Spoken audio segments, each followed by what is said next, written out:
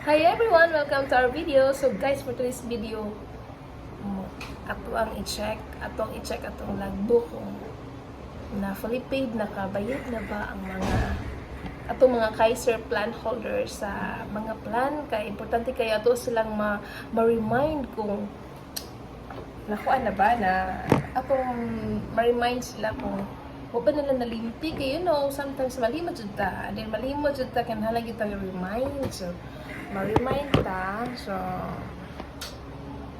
atong i-check kung kumusta ang mga plan. So naka mga listahan diri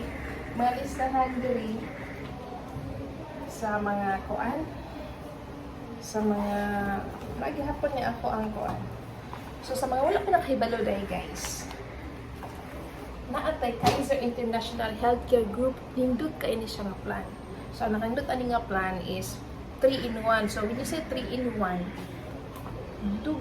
complete all package, no, financial package. Kung gusto kag healthcare, natay healthcare, life insurance and investment. So ang nakandot ani is long term.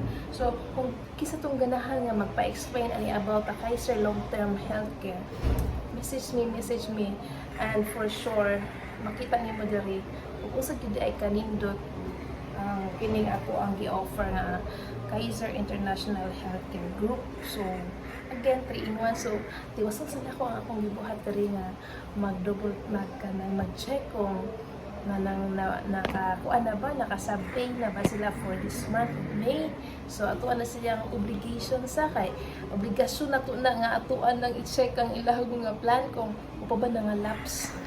So tiwasan sa nako akong gibuhat. Bye bye.